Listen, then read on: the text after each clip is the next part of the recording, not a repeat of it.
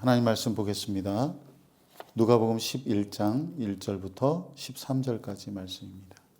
예수께서 한 곳에서 기도하시고 마치심에 제자 중 하나가 여짜오되 주여 요한이 자기 제자들에게 기도를 가르친 것과 같이 우리에게도 가르쳐 주옵소서.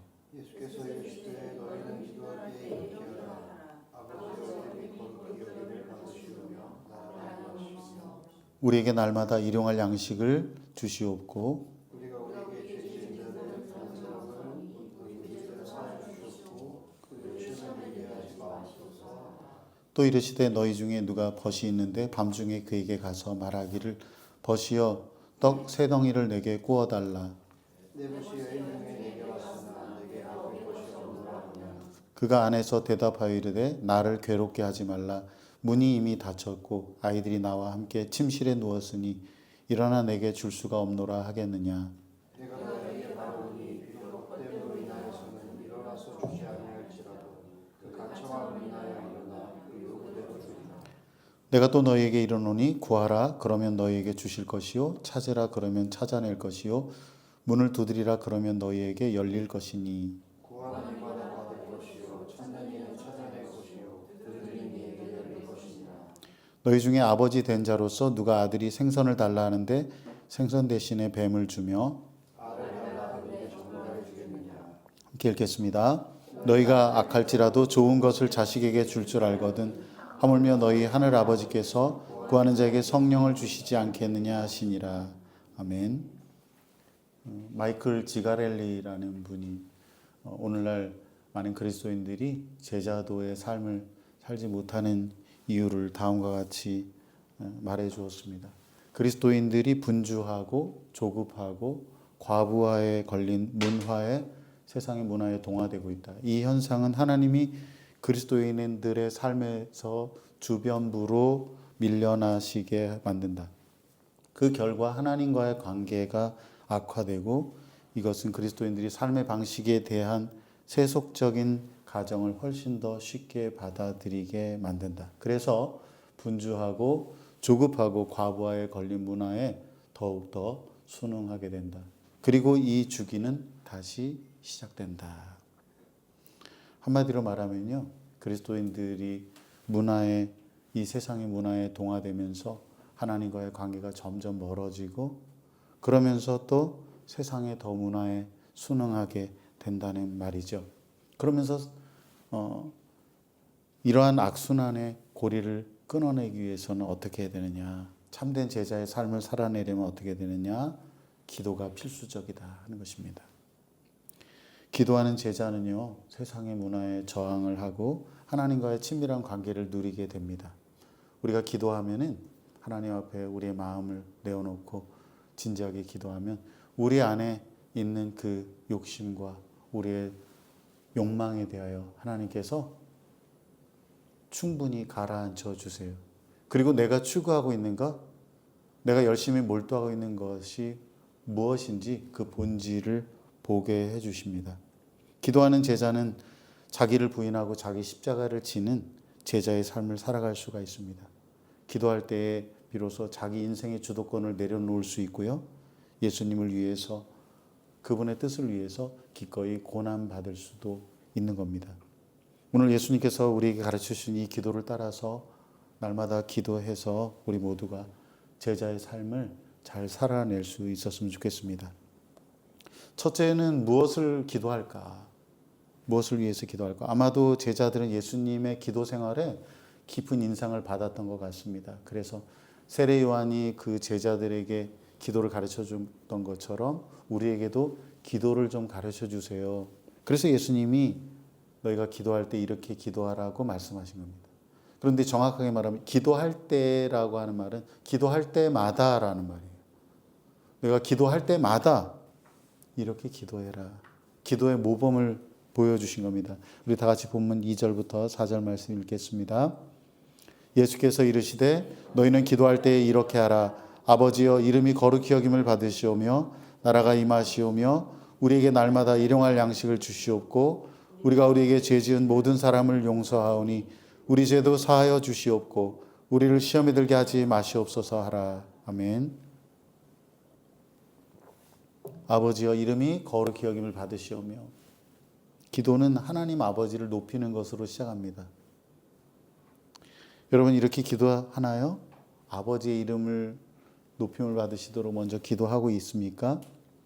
히브리적인 사고에서 이름은 존재를 드러내는 거예요. 어쩌면 그 존재 자체입니다. 하나님의 이름이, 그 본성이, 그 성품과 아름다움이 나타나시기를 바랍니다. 우리는 하나님께서 그분이 세상에 그분을 나타내시기를 위해서 기도해야 합니다. 하나님 아버지께서 정말 어떤 분이신지 이 세상이, 이 사람들이 알기를 원합니다. 이런 기도를 드리라고 하는 것이죠. 그 다음에 나라가 임하시오며, 우리가 하나님 나라가 임하기를 위해서 기도해야 합니다. 우리가 하나님 나라에 들어간 사람들이고 하나님 나라에 속한 사람들이고 하나님 나라를 위해서 일하는 사람들이에요. 그렇기 때문에 우리가 각자 하나님의 뜻대로 살아감으로 우리 자신의 삶과 우리 주변과 세상에서 온전히 하나님의 통치가 이루어지기를 위해서 살아야 될 뿐만 아니라 동시에 그러면서 우리가 기도해야 합니다. 이 세상에 하나님의 통치가 이루어지도록, 하나님의 공의가 나타나도록, 하나님의 긍휼하심이 나타나도록 우리가 기도해야 됩니다. 그래서 하나님께서 타락으로 깨어진 이 세상을 바로잡아 주시도록, 회복해 주시도록 기도해야 합니다. 만일 여러분이 지금 기도를 쉬고 있다면 여러분 다시 기도하시기를 바랍니다. 만일 여러분이 기도할 때 여러분 자신의 필요만을 위해서 기도하고 있다면 앞으로는 하나님의 이름과 그분의 나라를 위해서 기도하시기를 바라요. 예수님이 제자들에게 말씀하실 때 너희가 기도할 때마다 이렇게 기도하라고 하셨습니다. 우리는 우리 자신의 필요가 더 중요하다고 여깁니다. 더 긴급하다고 생각을 해요. 그런데 하나님의 나라와 하나님의 이름이 정말 더 중요하지 않은 걸까요? 하나님이 그분을 나타내시고 그분의 통치가 이 세상 가운데 나타날 때에 비로소 내 자신의 삶과 내가 속한, 내가 일하는 그 일터가, 내가 살아가는 그 삶의 환경이 하나님의 선하신 뜻 가운데 이루어지기 때문에 우리가 그러한 먼저 거시적인 차원에서라도 하나님의 이름과 나라를 위해서 기도해야 합니다. 그것이 정말 덜 중요한 것이 아니고요. 우리의 시선이 그만큼 우리 자신과 세상에 더 집중되고 있을 뿐입니다. 그래서 여러분들 앞으로 기도하시길 바라고, 기도를 쉬고 있다면 기도하시고, 기도할 때마다 먼저 하나님의 이름과 나라를 위해서 기도하시기 바랍니다. 우리는 날마다 일용할 양식을 위해서 기도해야 합니다. 이스라엘이 광야에서 하나님의 공급하신 가운데 살았던 것처럼 우리도 하루를 살게 해달라고 기도해야 합니다. 일용할 양식을 구하는 사람은 겸손한 사람이에요. 여러분이 일용할 양식을 구하고 있지 않다면 하나님, 내가 오늘 하루를 살아갈 용기를, 건강을, 믿음을 주시도록 그렇게 기도하고 있다면 여러분 겸손한 사람입니다. 하나님을 인정하는 사람이에요. 자기에게 주어진 모든 것이 하나님의 공급하심으로 이루어졌다고 하는 것을 인정하는 사람입니다. 일용할 양식을 구하는 사람은 하나님께 감사할 줄 압니다.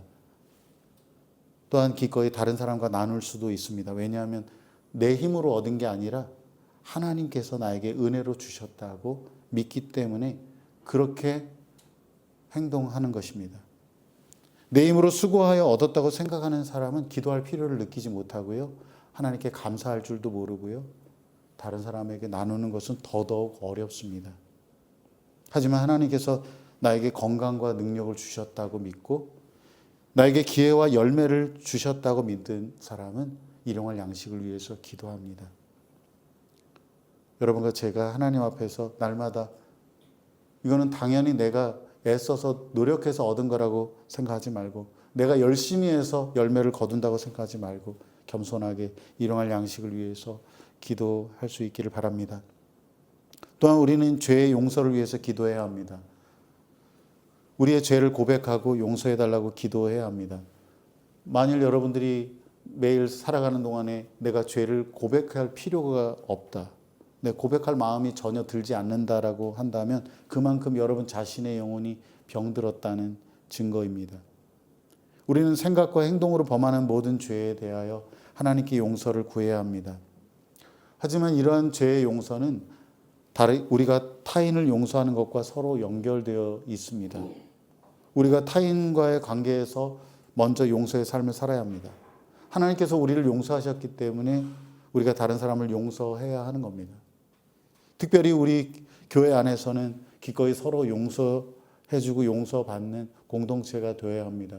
평소에는 신앙생활 잘하는 것 같은데 뭔가 문제가 생겼을 때 어떤 말로 어떤 행동으로 인해서 상처를 받았거나 혹은 누군가에게 해를 끼치고 상처를 주었다거나 할 때 그때가 정말 믿음이 드러나는 때예요. 막 계속 감정을 품고 용서하지 않고 불만을 품고 정말 믿음 없는 사람이에요. 하나님의 용서를 받은 사람이라고 보기 어려운 거죠. 우리가 서로 어울리다 보면은 용서하고 용서받아야 할 일이 생깁니다. 우리 주님은 그걸 다 아셨어요. 그래서 우리가 서로 용서하고 용서받아야 한다고 말씀하시는 겁니다. 하나님의 용서를 받은 사람답게 우리가 서로가 서로를 용서할 수 있어야 합니다. 그게 진짜 신앙생활을 잘하는 겁니다. 그러지 않으면 우리는 하나님께 도저히 내 죄를 용서해달라고 말할 수 있는 자격이 없습니다. 그래서 여러분들이 앞으로 공동체 생활을 하는 동안에 혹시 다른 사람, 다른 형제가, 다른 자매가 나에게 말로 상처를 주었다거나 나에게 어떤 손해를 끼쳤다거나 했을 때도 우리 주님의 마음으로 용서하고 받아들이길 바라요. 그러면서 우리가 우리 주님의 마음을 배우는 겁니다. 그래야지 우리의 믿음이 자라는 겁니다. 그러지 않고 막 화가 나갔다고 미워하고 오랫동안 말도 안 하고 단절하고 심지어는 막 교회도 떠나고 막 이런 사람들도 있어요. 우리가 서로 용서하고 용서받고 그렇게 하면서 우리가 하나님께 나의 죄를 용서해 달라고 기도할 수 있어야 합니다. 또한 우리가 영적인 보호를 위해서도 기도해야 합니다. 이것은 보통 사람들이 되게 가볍게 여기는 주제인데요. 우리 힘만으로는 감당하기 어렵습니다. 우리가 그냥 육체만 가진 사람이면은 맨날 먹고 마시는 것만 생각하고 살면 돼요. 우리는 연약합니다. 우리는 약한 영혼을 가졌습니다. 악한 마귀로부터 우리를 지켜달라고 기도해야 합니다. 그래서 우리 믿음의 선배들의 기도에 보면은 특히 그들은 밤에 마귀로부터 자기를 지켜달라는 기도를 그렇게 자주 했어요. 뭐 그때는 사람들이 일찍 죽기도 했고 또 귀신의 세력이 워낙 강력해서 그렇게 고통받는 일들이 많았기 때문에 더 그런 것도 있습니다. 악한 마귀가 우리의 본성을 자극하여서 하나님의 뜻을 저버리도록 우리를 부추깁니다. 우리가 죄의 세력에 굴복하지 않도록 기도해야 합니다. 여러분들이 지금까지 인생 얼마를 살았던지 한번 돌아보면서 생각해 보면 아마 충분히 판단이 들 거예요. 우리 인생에서 정말 힘들고 어려운 상황은요, 우리의 육체적인 필요가 결핍하는 데서 오는 게 아니에요. 우리의 영혼이 상처 있고 우리가 죄의 세력에 굴복하는 데서 오는 게 너무 많습니다. 그러니까 여러분들이 만일 먹고 사는 일에 바빠서 기도를 하지 않거나 영적인 일을 대수롭지 않게 여겨서 그냥 하나님 나 뭐 주세요, 뭐 주세요 어떤 그런 것들에만 생각하고 산다면 어느 날 여러분이 인생의 깊은 수렁에 빠질 수도 있습니다. 어쩌면 그렇게 힘들고 고통스러운 상황에서 오랫동안 허덕일 수도 있어요. 그렇기 때문에 우리가 영적인 보호를 위해서 하나님 앞에 기도해야 하는 것이죠. 악한 자로부터 나를 지켜달라고, 나의 생각을, 내 마음을 지켜달라고 기도해야 합니다. 둘째는 우리가 어떻게 기도할까 하는 겁니다. 예수님은 비유를 통해서 우리가 어떻게 기도해야 하는지를 가르쳐 주셨습니다. 우리 다 같이 본문 5절부터 8절 말씀 읽겠습니다. 또 이르시되 너희 중에 누가 벗이 있는데 밤중에 그에게 가서 말하기를 벗이여 떡 세 덩이를 내게 구워달라. 내 벗이 여행 중에 내게 왔으나 내가 먹일 것이 없노라 하면 그가 안에서 대답하여 이르되 나를 괴롭게 하지 말라. 문이 이미 닫혔고 아이들이 나와 함께 침실에 누웠으니 일어나 내게 줄 수가 없노라 하겠느냐. 내가 너희에게 말하노니 비록 벗됨으로 인하여서는 일어나서 주지 아니할지라도 그 간청함을 인하여 일어나 그 요구대로 주리라. 아멘. 주 1세기에는 이 팔레스타인에서는 오늘날과 같이 음식을 쉽게 구할 수가 없었습니다. 오늘 아침에도 아내랑 우리 어렸을 때 얼마나 먹을 게 희귀했는지, 명절에 한번 김 한 번 먹으려면 명절이나 돼야 먹고, 고기도 그때나 먹고, 그런 얘기를 했는데요. 그 당시에는 정말 그랬습니다. 음식이 너무 귀했습니다. 밤늦게까지 문을 여는 대형마트도 없고요. 24시간 문을 여는 편의점 같은 것이 없었습니다. 그 사람들은 어떻게 해서 하루 세 끼를 먹냐면 그날 그냥 그 곡물을 빻아가지고 구워서 필요한 만큼 빵을 구워서 먹었습니다. 그런데 이 비유에 등장하는 집주인에게 정말 해결하기 어려운 문제가 생겼습니다. 밤늦게 어떤 친구가 갑자기 그를 방문한 겁니다. 자기 집에서 멀리서 찾아온 그 친구를 대접할 음식이 없었습니다. 어떻게 해야 되느냐? 이 집주인은 두 가지 중에 하나를 선택해야 됩니다. 하나는 뭐냐면 아마도 그 시간에 자고 있을 그 이웃에게, 그리고 그 집에는 떡이 있을 것 같은데 거기에 가가지고 떡을 빌려달라고 하는 겁니다. 또 하나는 뭐냐면 한밤중에 이웃을 귀찮게 하느니 차라리 내가 손님 접대를 못했다는 그런 비난을 받는 겁니다. 고대의 집은 기본적으로 원룸입니다. 원룸. 따라서 만일에 이웃을 깨운다면은 다른 식구들도 다 깨워야 합니다. 그러니까 이웃집에 가가지고 문을 두드리고 음식을 달라고 부탁하는 거는 정말 용기가 필요한 거예요. 아니면 뻔뻔한 것이 필요하죠. 그렇지만 당시 사회적인 관습에 의하면 이런 상황에서 집주인이 이웃에게 가서 떡을 요구했을 때 그 이웃은 그에게 반드시 긍정적인 반응을 보여야 할 의무가 있었습니다. 예수님은 친구라는 이유로는 이웃이 거절할 수 있지만 간청하는 것은 거절할 수 없다고 말씀하셨는데 바로 그런 이유 때문입니다. 친구가 수치를 당하지 않게 하기 위해서는 반드시 그 요구를 들어주어야 하기 때문입니다. 그러니까 여행객에게 환대를 베푸는 것은 어떤 그 한 개인의 문제가 아니라 그 마을 전체의 명예를 위한 것이기도 합니다. 그렇기 때문에 만일 그의 요구를 거절한다면 그 이웃은 친구의 명예뿐만 아니라 마을 전체의 명예를 더럽힌 것이 됩니다. 그렇기 때문에 그의 요구를 들어주지 않을 수가 없는 겁니다. 예수님께서 이 비유를 말씀하신 이유가 뭘까요? 비교하시기 위해서예요. 만일 당혹스러웠던 이웃이 졸라대는 그 사람의 부탁을 들어주었다면은 자녀인 우리는 은혜로우신 하나님 아버지께 얼마나 자기의 필요를 더 담대하게 간청해야 되겠느냐 하는 겁니다. 그렇습니다. 우리는 하나님 아버지께 구해야 합니다. 여러분, 이 구한다는 것, 하나님 아버지께 구하는 일은 대단히 중요한 일입니다. 타일러 스테이턴이라는 분이 이 구하는 것이 얼마나 중요한지를 말씀하신 게 있어요. 소통은 관계에 필수적이다. 구하려면 취약해져야 하기 때문이다. 누구에게든 무언가를 요청할 때는 거절당할 위험, 최소한 실망할 위험이 따른다. 우리가 하나님께 무언가를 구하기 전까지는 그분에게 실망하거나 놀랄 수 없다. 구하지 않고서는 하나님에 대한 신뢰를 쌓을 수 없다. 구하지 않으면 하나님과 관계를 맺을 수 없다. 구하는 일을 수단으로 하여 우리는 하나님이 우리가 누리도록 설계하신 그분과의 관계를 구축해 나간다. 사랑하는 여러분, 하나님께 구하시길 바랍니다. 구하지 않으면 하나님과의 관계를 맺을 수가 없습니다. 하나님께 구하시기 바랍니다. 간청하시기 바랍니다.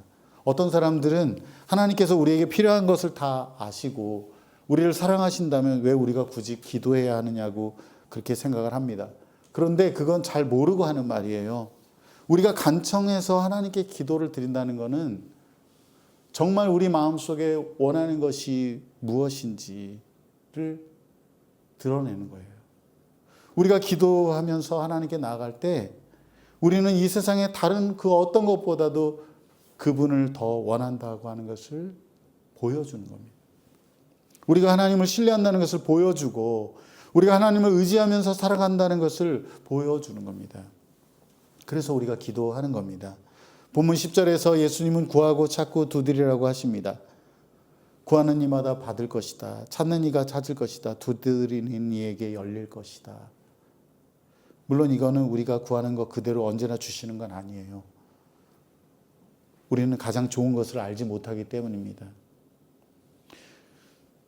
저도 그랬습니다. 저도 지금까지 살면서 그래요. 하나님 앞에 구한 것들이 많이 있는데 하나님께서 이것을 주시는 게 나에게 가장 최선이라고 생각하는데 하나님은 그렇게 주실 때도 있지만 그러지 않을 때가 있어요. 전혀 주시지 않을 때가 있어요. 정말 생각지도 않았던 것, 내가 원치 않는 걸 하나님 주실 때가 있어요. 그런데 나중에 지나고 나면은요, 하나님이 그렇게 하신 게 맞았구나. 하나님이 나에게 가장 좋은 걸 주신 거구나. 그렇게 깨닫게 됩니다. 하나님은 자녀인 우리에게 가장 좋은 것을 아시고 그것을 주십니다. 그러나 하나님이 우리의 마음을 원하세요. 우리가 구하기를 바라세요. 하나님을 인정하기를 바라세요. 야고보 사도의 말대로 우리가 얻지 못하는 것을 구하지 않기 때문입니다. 그러므로 하나님의 뜻을 따라서 기도하시기 바랍니다. 그러면 가장 좋은 것을 우리에게 주실 것입니다. 셋째는 누구에게 기도할까 하는 겁니다. 우리 다 같이 본문 13절 말씀 읽겠습니다. 너희가 악할지라도 좋은 것을 자식에게 줄 알거든 하물며 너희 하늘 아버지께서 구하는 자에게 성령을 주시지 않겠느냐 하시니라. 우리가 기도를 통해서 무언가를 얻고 찾고 문이 열렸다면 그것은 궁극적으로는 우리의 열심이나 노력에 따른 결과가 아닙니다. 어떤 사람들은 내가 정말 열심히 막 기도했더니 금식 기도를 했더니 100일을 그냥 꼭 정성을 들여서 기도했더니 하나님이 지성이면 감천이라고 들어주셨다 이렇게 말하는 사람인데 그거 틀렸어요. 궁극적으로는 그것이 아닙니다. 우리의 열심이나 노력 때문이 아니고요. 우리의 신앙심 때문이 아니에요. 오직 자녀를 사랑하시고 돌보시는 하나님 아버지의 신실하심으로 주신 것입니다. 아무리 악한 사람도 자기의 자녀에게 좋은 것을 줄 압니다. 어느 부모가 자녀에게 나쁜 걸 주겠습니까? 비록 능력이 부족해서 좋은 것을 줄 수 없을 수 있어요. 약속했지만 지키지 못할 수 있어요. 그러나 최선을 다해서 가장 귀하고 좋은 것을 줍니다. 자기가 못 먹어도 주고요. 자기는 사지 못해도 줍니다. 그게 부모의 마음인데 그렇다면 하물며 하나님 아버지께서는 얼마나 자기 자녀들에게 우리들에게 좋은 것을 주시겠습니까? 우리 하나님 아버지는 신실하신 분입니다. 언제나 우리의 기도에 응답하십니다. 비록 우리가 당시에는 보기에 좋지 않아 보일 수도 있지만 나중에 보면 하나님이 가장 좋은 것을 주셨다는 것을 깨닫게 됩니다. 그렇기 때문에 우리가 날마다 필요를 위해서 기도하고 하나님께 나아가야 합니다. 기도의 응답이 지연되더라도 낙심하지 말고 기도해야 합니다. 우리의 필요를 아시는 하나님 아버지께서 가장 좋은 것을 주실 것입니다. 신실하신 하나님 아버지께 여러분 구하시기 바랍니다. 그러면 하나님 아버지께서 가장 좋은 것을 우리에게 주실 것입니다. 말씀을 맺습니다. 예수님께서 우리에게 기도를 가르쳐 주셨습니다. 기도할 때마다 하나님의 이름과 나라를 위해서 기도하시기 바랍니다. 겸손하게 일용할 양식을 위해서 기도하시기 바랍니다. 죄의 용서와 영적인 보호를 위해서도 잊지 말고 기도하시기 바랍니다. 어쩌면 우리에게는 육적인 필요보다 영적인 필요가 더 중요할 수 있습니다. 하지만 무엇보다 더 중요한 것은 실제로 기도하는 겁니다. 우리가 무엇을 위해 기도할지를 안다고 해도 막상 기도하지 않으면 아무런 소용이 없습니다. 예수님이 분명히 말씀하셨습니다. 내가 다 알아서 줄게. 하나님 아버지께서 너희를 사랑하시니까 너희들이 구하지 않아도 준다라고 하지 않으시고요. 구하는 사람이 얻고 찾는 사람이 찾고 두드리는 사람에게 열린다고 말씀하셨습니다.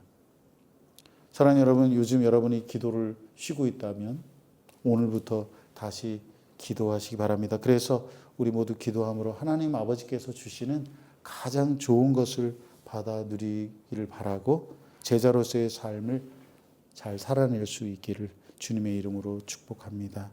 기도하겠습니다.